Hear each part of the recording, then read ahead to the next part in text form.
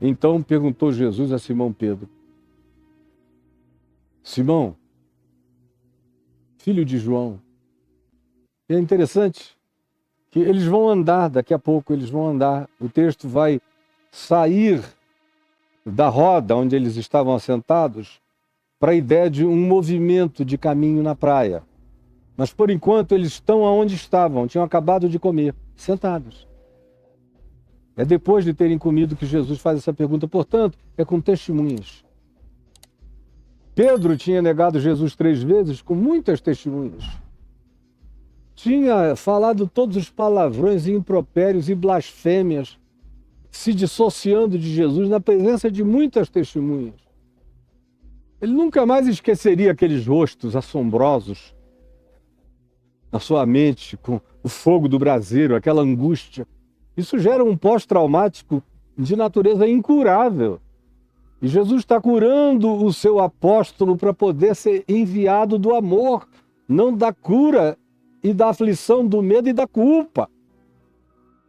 Como a gente vê acontecendo com gente que nunca se deixou curar pelo Evangelho e que quer sair por aí pregando, prega só seu medo, sua culpa, seu diabo, seus demônios, seus pânicos, sua falta de perdão, que vira tara, que vira exigência, que vira dominação, que vira despotismo, que vira controle, que vira diabo na pessoa sem que ela note.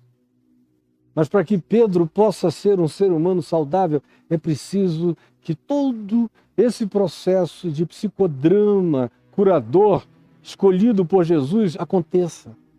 E outra vez a semelhança seja pontificada pelo testemunho dos amigos. Não são inimigos, acusadores, mas são amigos acolhedores. Aquilo que a gente vive e pratica no meio dos inimigos que torcem contra a vida da gente, e contra o Evangelho na gente, e contra Deus na gente, e contra a gente em Deus, é curado quando a gente é confrontado não com o que nós fizemos de errado, mas com aquilo que nós carregamos a vocação para realizar de bem. Porque Jesus não puxa o assunto das 3 negações. Pedro, tu te lembras que eu falei que o diabo tinha te requerido para te peneirar como ao trigo, e que eu tinha rogado por ti, para que a tua fé não desfalecesse, e que tu, pois, quando te convertesses, de fato, à consciência do Evangelho pela minha ressurreição, fosses o ajudador de todos os seus irmãos? Lembra? E lembra que eu disse, quando você disse, eu não vou te negar, não, que eu encaro todos, que naquele dia antes que o galo cantasse, tu me negarias 3 vezes? Tu te lembras, Pedro? Como a maioria dos pais fazem. Eu nunca tive que fazer isso com um filho meu. Porque eles nunca aprontaram? Não. Hoje em dia, graças a Deus, hoje em dia que eu digo já tem alguns anos, eu vivo um período de paternidade pacificada, feliz e de uma velhice carinhosamente acarinhada pelo cafuné divino em relação à beleza que hoje caracteriza a vida de cada um dos nossos filhos, seres humanos tão maravilhosos, mas já deram muito trabalho. Uns deram mais do que outros, mas todo mundo já deu. Mas eu tenho a alegria de poder te dizer que eu aprendi com Jesus antes de ser pai. Aprendi isso aqui, porque foi assim que ele me tratou. Foi assim que ele me tratou. Eu entendo tão bem esse texto aqui porque eu já fui protagonista curado do mesmo psicodrama, da mesma graça, do mesmo encontro, das mesmas madrugadas, do mesmo amor, e curado na comunhão da fraternidade, da família. E eu dizia, eu nunca tive que jamais perguntar a um filho meu, você lembra que eu adverti, que eu disse, que eu fiz? E eu não gosto que ninguém faça isso. Se porventura minha esposa, por alguma razão pessoal, ela sofrer a tentação de lembrar algum deles, eu vou logo estendendo a mão com todo o amor, dizendo, não, tá bom, não, chega, esse assunto está morto, vamos tratar do que agora é vida nova. É o que Jesus faz aqui. Depois de toda essa sequência desse psicodrama, ele pergunta a Simão Pedro: Simão, filho de João, tu lembras que tu me negaste 3 vezes? É isso? Lembras que agora realizaste, internalizaste que o teu amor é nada, é frágil, é pueril, é fumaça? Não. Simão, tu és o mesmo, teu pai é o João. Aqui é o mesmo lugar, mesma pescaria, mesmos amigos, mesma praia, mesmo cenário, mesmo eu, mesmo tu, mesmos nós. Mas novo mundo, nova perspectiva. Não mais de negação, mas de afirmação.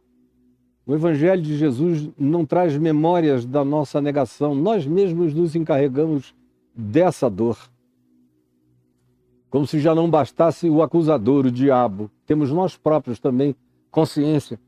Tudo que não se precisa é de um Deus diabólico, lembrando as meticulosidades das nossas ninharias e fraquezas, como se fosse numa reunião de disciplina de igrejas, que fazem... Isso aqui é brincadeira.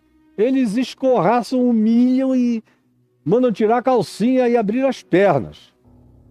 É nojento o que fazem.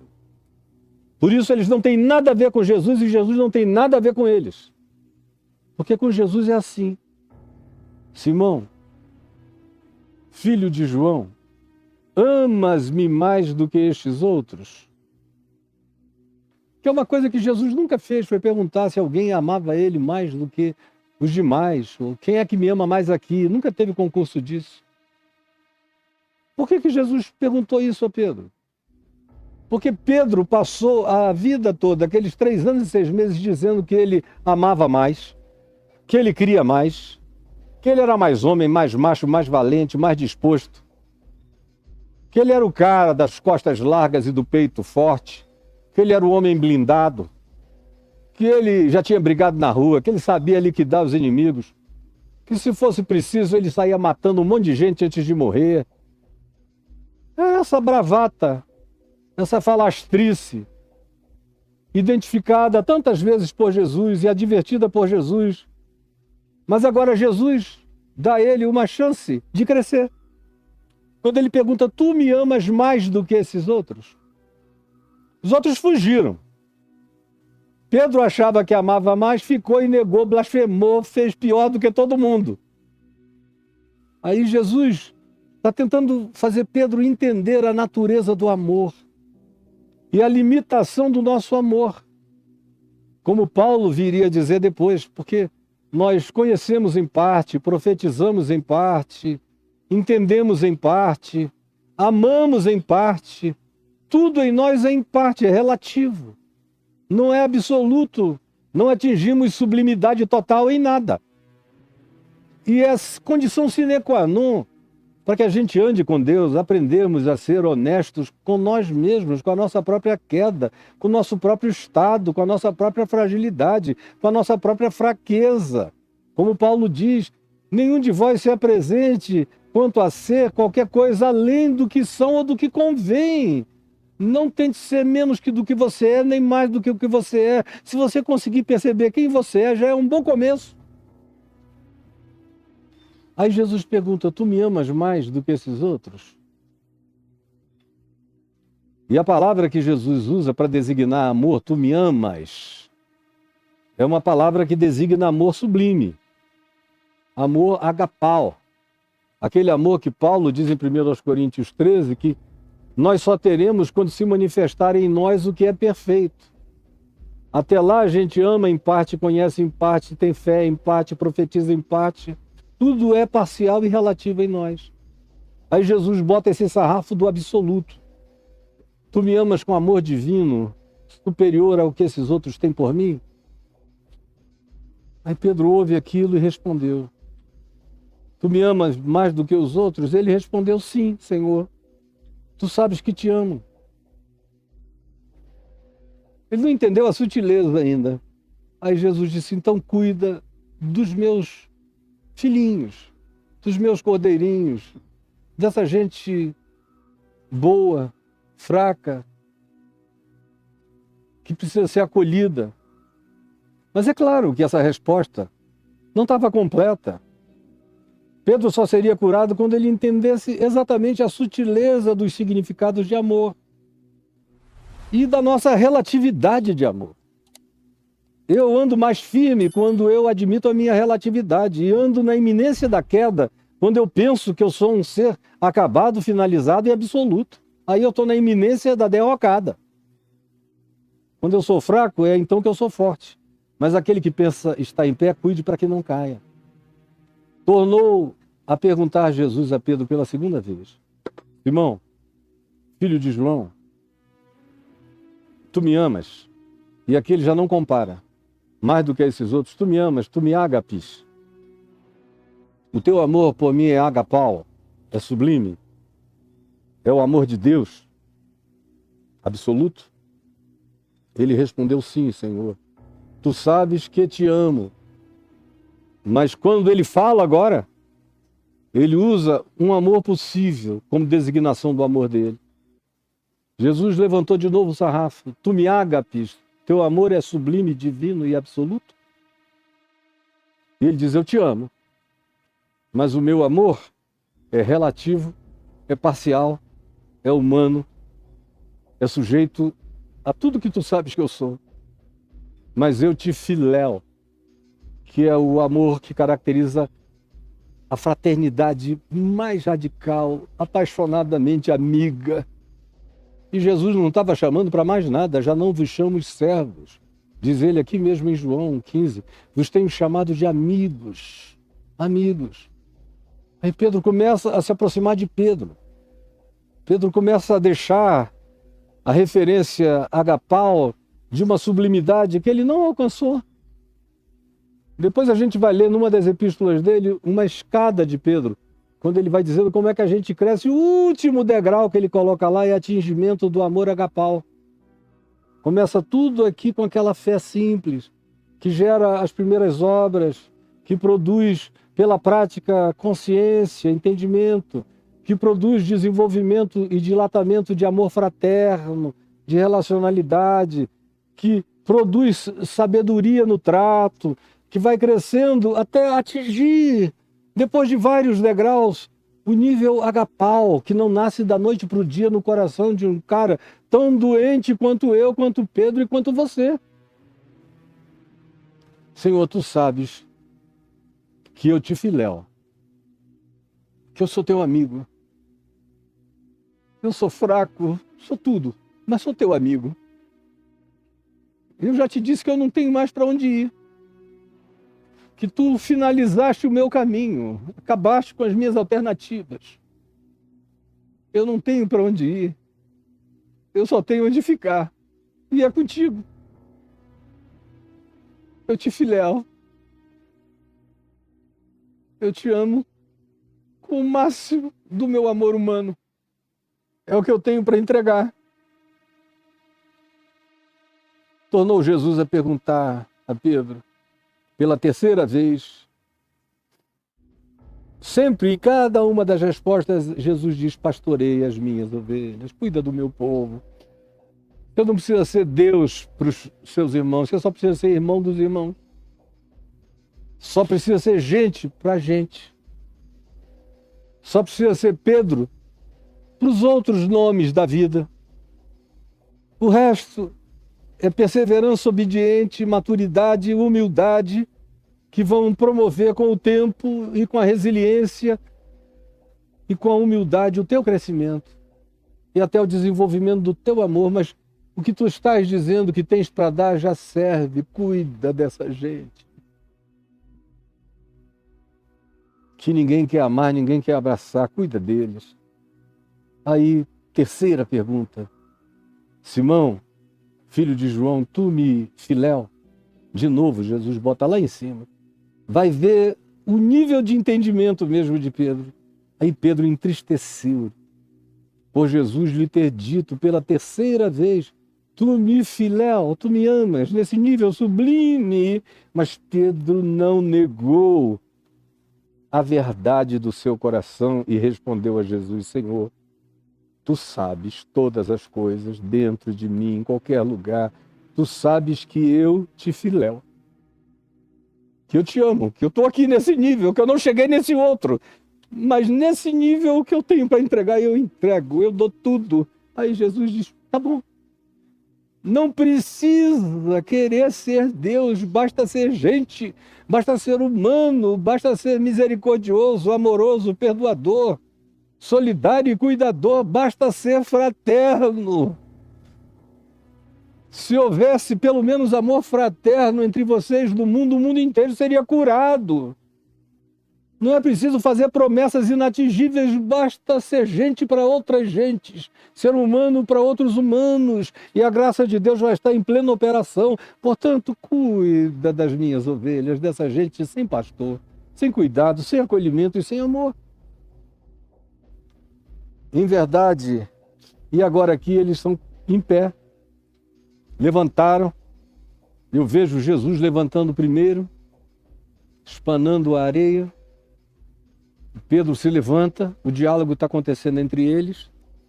Aí Jesus começa a andar na praia, suavemente, Pedro ao lado.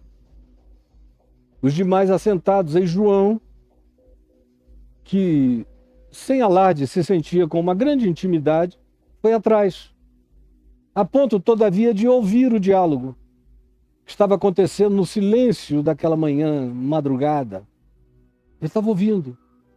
E eles foram andando, e Jesus disse, em verdade te digo, Pedro, que quando tu eras mais moço aqui em Cafarnaum, tu te vestias, te perfumavas, escolhias as melhores roupas que podias, gastavas o teu dinheiro, andavas para onde querias, visitavas o que tu desejavas, tinhas toda essa energia vital de autodeterminação. Eu ainda te conheci com essa força impulsiva. Mas esse tempo está passando. Tu já não és mais hoje, 3 anos e meio depois, o que tu eras 3 anos e meio atrás. O mundo inteiro se interpôs entre quem tu eras na pequenez de Cafarnaum e quem tu te tornaste andando comigo e dilatando a percepção da vida, da existência do mundo e o significado das coisas. Tu já não és o mesmo, mas eu te digo o seguinte, tem algo que o tempo, e só o tempo realiza, e que vai te levar de hoje até a velhice. E a velhice vai te fazer melhor. A velhice vai te fazer mais forte. A velhice vai te colocar num lugar de humildade. A velhice tirará de ti muita força de autodeterminação. A velhice vai fazer com que tu te tornes dependentes em várias ocasiões. E vai chegar um ponto na tua velhice em que tu vais perder toda a autodeterminação, Pedro. E aí então, ao dizer isto, Jesus conclui, afirmando, vai chegar o tempo, quando tu fores velho. E eu sei, eu já fui o Pedro jovem dessa história aqui, hoje eu sou um Pedro velho. Vivi tudo isso aqui. Quando, porém, tu fores velho, e eu já cheguei aqui hoje, tu estenderás a tua mão e outro te levará, às vezes até para onde você nem quer ir. E no teu caso, que sempre tiveste essa autodeterminação de pular na frente, sair na frente, aprende que vai chegar uma hora em que você vai ser levado para onde você não quer ir. Isso é parte também do me seguir. Não apenas aqueles que têm força de autodeterminação para fazerem o que de melhor possam escolher, são os que me seguem e me servem. Tu também me servirás na tua impotência absoluta, mesmo quando tu quiseres ir noutra direção e já não puderes e fores obrigado a te deixares levar para onde tu não queres. Nesse dia, nessa hora, tu vais ter alcançado o nível sublime de amor. Você vai então aprender a amar o inimigo, a orar por aqueles que te perseguem, a se deixar conduzir até por aqueles que vão te levar para a morte.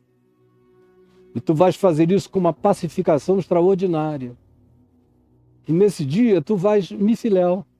Nesse dia tu estarás tomado pelo amor sublime, que cresce na fraqueza, na entrega.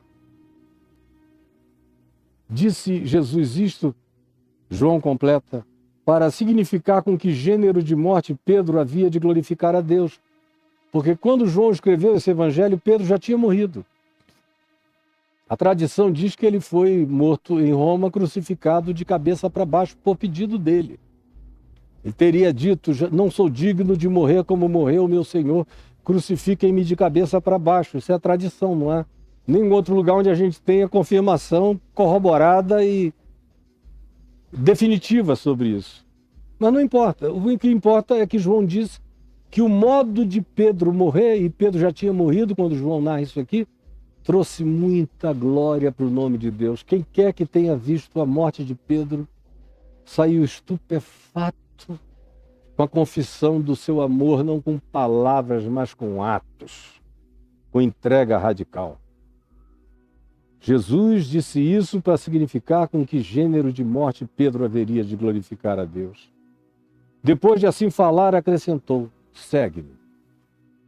Agora que você sabe que você não é nada, que a relatividade é um processo, que todos vocês são relativos, eu não chamei ninguém por ser absoluto, eu chamei todo mundo justamente por vocês serem pessoas para serem esculpidas e trabalhadas o resto da existência, até atingirem a plenitude da vocação de vocês, que é se tornarem como eu, mas isso não prescinde de espaço, tempo, experiência, dor, levantamento, queda, ruína, glória, perda, fome, fartura, tudo. Vocês têm que aprender a existência em todas as suas camadas e perspectivas para poderem desenvolver filéu, esse amor sublime e essa entrega desapavorada e pacificada no coração. Por isso, me segue. Vem, como tu estás, basta para mim. O resto é processo. Então Pedro, voltando-se para trás, viu que também o ia seguindo o discípulo a quem Jesus amava, João, o qual na ceia se reclinara sobre o peito de Jesus e perguntara, Senhor, quem é o traidor? João, perguntando acerca de Judas. Vendo, pois, Pedro, João estava ali, perguntou a Jesus. É uma coisa horrível da natureza humana, né? Bom, eu já sei agora o meu final. Sei que eu tenho muito a aprender e que vai chegar uma hora que eu vou perder totalmente a autodeterminação e que nem mesmo escolher o meu posicionamento final na vida eu vou conseguir. Porque outros vão me pegar e vão me levar. E tá bom. Mas a natureza humana é a natureza humana. E vejam como Pedro ainda está longe, longe, longe, longe daquela perspectiva do varão perfeito, da plena varonilidade, da absorção do caráter, da mente, da lucidez, da maturação de Cristo e em Cristo Jesus. Longe ainda. Mas serve. Mesmo com essa besteira de olhar, ver João andando atrás, eventualmente bobagem de João de querer ouvir, bobagem de Pedro de olhar e dizer o que esse cara está fazendo aqui, não vê que essa conversa é particular. A parte pública ficou lá para trás, Jesus andou, eu fui atrás. Aí ele pergunta a Jesus, e quanto a este? Tu não vais falar também para ele como é que ele vai morrer, como é que vai ser o final dele, a velhice dele, como será? E interessante é que Pedro foi o único que não morreu de morte violenta, nem de execução. Pedro não, João, único. Morreu de velho, mas morreu no exílio, em Pátimos, sem ninguém, sem assistência, sem cuidado, sozinho, na solidão.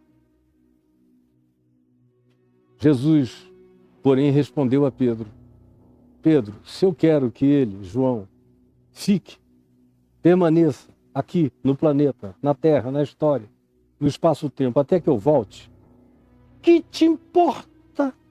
A vida do teu irmão, cuida da tua, cara. Da tua. Pedro, cuida da tua vida. Cuida das minhas ovelhas. Isso significa dar amor, proteção, cuidado, não curiosidade e debulhamento. Com relação ao teu irmão, teu colega, teu amigo, companheiro de vida e de morte, se eu quiser para ele uma outra coisa totalmente diferente da tua, que te importa? E se eu quiser que, por exemplo, ele se torne um ser de séculos e séculos e séculos e séculos, atravessando a história, até que eu volte, ou quando quer que eu volte. Se eu quiser que ele fique até que eu volte, quando quer que eu venha. O que isso te importa? Olha para ti e para a tua missão em relação a mim no mundo. E a única coisa que me importa em relação a ti no mundo é que tu cuides bem das minhas ovelhinhas pelas quais eu dou a minha vida e eu amo. O que te importa? Cuida de ti mesmo. Essa pergunta quanto a este é coisa que você já tem que ter vencido. Tem que ficar para trás. Tem que ser sepultada com as demais idiotices. Pare com isso. Quanto a ti, apenas me segue. E fica olhando fixo para mim, para você não se desviar do caminho e da rota. Porque o caminho é vivo, eu sou o caminho, a verdade e a vida. Olha para mim. Então, depois daquele dia, quando essa história foi correndo entre os apóstolos e discípulos e comunidades de fé, à medida em que os anos foram passando e algumas décadas passando, e João vivo, e depois Pedro morre junto com Paulo, aí por volta do ano 64, mas João continua mais algumas décadas. Algumas décadas. Aí começou a surgir uma interpretação mítica sobre a vida de João. Começaram a dizer, João não vai morrer. O que Jesus disse, afirmando, se eu quero que ele fique, que te importa? Depois de um tempo começa a dizer, o Senhor disse que ele ia ficar até o Senhor voltar.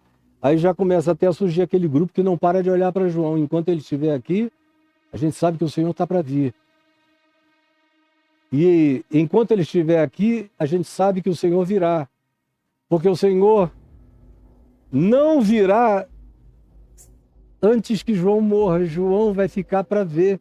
Então, para alguns crédulos e supersticiosos e cultuadores do sagrado que já estavam fetichizando João, começou a se desenvolver essa mitificação idiótica.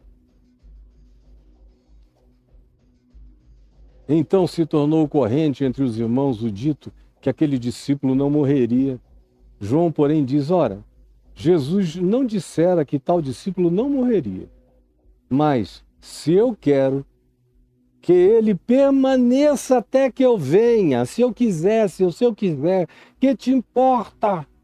O meu trato com cada um é individual e você não é a resposta para o meu vínculo com ninguém.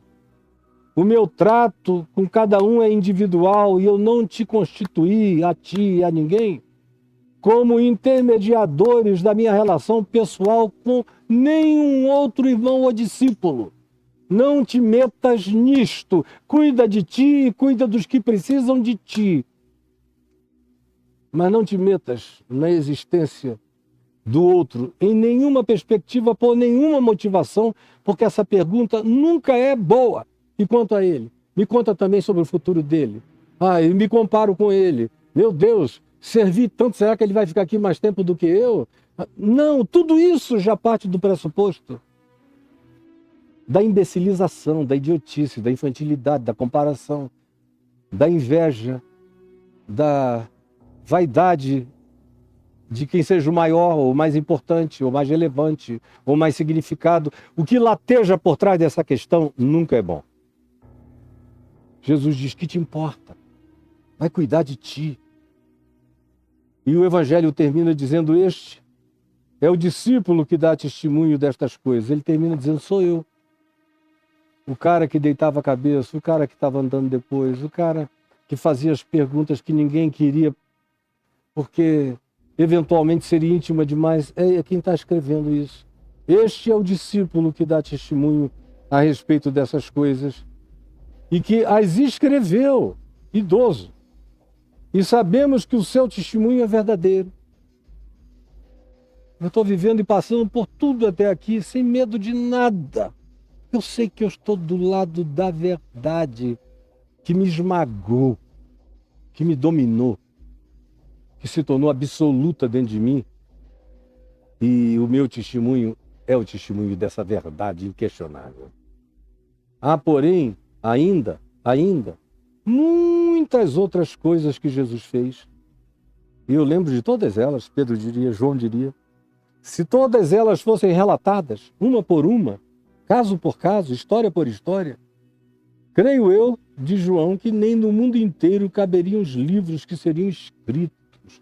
E termina o seu evangelho deixando a vida aberta para o que Jesus continua a fazer na história humana, continua, fez e fará para sempre, como está fazendo hoje. Senhor Jesus, eu peço que o discorrer dessa palavra singela e amorosa tenha chegado, entrado e penetrado no coração de todos os que estão precisando de cura, de tratamento, de soluções pós-traumáticas, de perdão e de destraumatização da alma. Por favor, vem e passa esse bálsamo da ressurreição no coração de todos os Pedros em estado de negação e medo da sua própria natureza. Por favor, ajuda-nos a crer que o Senhor é por nós. E mesmo quando somos infiéis, Ele permanece fiel, porque Ele não pode negar-se a si mesmo. Em nome de Jesus. Amém e amém.